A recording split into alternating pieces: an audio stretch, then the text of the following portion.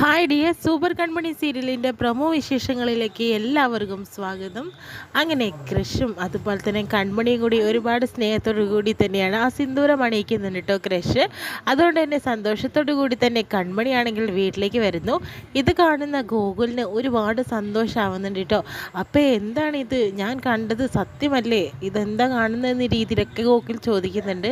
ക്രഷും ഞാനും തമ്മിലുള്ള പിണക്കൊക്കെ മാറി മോനെ, ഇപ്പം ഞങ്ങൾ തമ്മിൽ ഒരു പ്രശ്നമില്ല. സാറ് ചാർജ് തന്നതാണ് ഈ സിന്ദൂരം എന്ന് പറയുന്നു. കണ്ടോ ക്രിസ് സാറിന് അപ്പയോടുള്ള ഇഷ്ടം കണ്ടോ, എല്ലാം തുറന്നു പറയാൻ ഞാൻ പറഞ്ഞതല്ലേ, അല്ലെങ്കിൽ ഇങ്ങനെയൊന്നും സംഭവിക്കില്ലല്ലോ, അപ്പം പറഞ്ഞതുകൊണ്ടല്ലേ ഇങ്ങനെയൊക്കെ ആയതെന്നൊക്കെ പറഞ്ഞു കൊടുക്കുന്നുണ്ട് കേട്ടോ. അപ്പോഴത്തേനും കൺമണിക്ക് ഒരുപാട് സന്തോഷമാവുന്നുണ്ട്.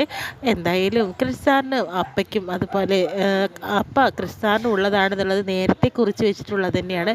ആ ഒരു വാക്കിൽ, അതായത് നിങ്ങൾ രണ്ടുപേരുടെ പേരിനകത്തും ഒരു സാറിൻ്റെ ക്രിഷും അതുപോലെ കൺമണിയുടെ കൺമണിയും എന്ന രീതിയിൽ പറയുമ്പോഴത്തേനും അത് കൃഷ്ണമണി എന്ന രീതിയിലല്ലേ പറയുക എന്നൊക്കെ പറഞ്ഞു കൊടുക്കുമ്പോഴത്തേനും അത്ഭുതത്തോടു കൂടി തന്നെ നമ്മുടെ കൺമണി അതെല്ലാം നോക്കി കാണുന്നുണ്ട് കേട്ടോ.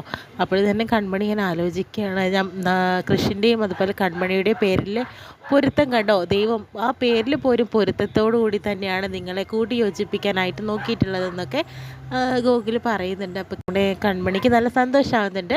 അതിനുശേഷം തന്നെ കാണിക്കുന്നത് കൃഷ്ണൻ്റെ വീട്ടിൽ ആൻറ്റിയമ്മയും അതുപോലെ തന്നെ മാനസയും കൂടി നല്ല പ്ലാനിങ്ങിലാണ്. അവന് നല്ല സർപ്രൈസുകൾ കൊടുക്കണം, അവനെ നമ്മുടെ വരിയിലാക്കണം എന്ന രീതിയിലൊക്കെ ചിന്തിച്ചുകൊണ്ടിരിക്കണം. ആ സമയത്ത് തന്നെയാണ് കൃഷ് അങ്ങോട്ടേക്ക് വരുന്നത്. കൃഷ് ആണെങ്കിലും മണിയെ തൻ്റെ ഭാര്യയാക്കി വേണം എന്ന രീതിയിലൊക്കെ പറയാനാണ് സുജാതയുടെ സാഗറിൻ്റെ അടുത്തേക്ക് സന്തോഷത്തോടു കൂടി വരുന്നത്. പക്ഷേ അവിടെ ആൻറ്റിയമ്മി അതുപോലെ മാനസും എന്ത് സർപ്രൈസാണ് ഒളിപ്പിച്ച് വെച്ചിരിക്കുന്നത് നമുക്ക് കണ്ടു തന്നെ മനസ്സിലാക്കാം.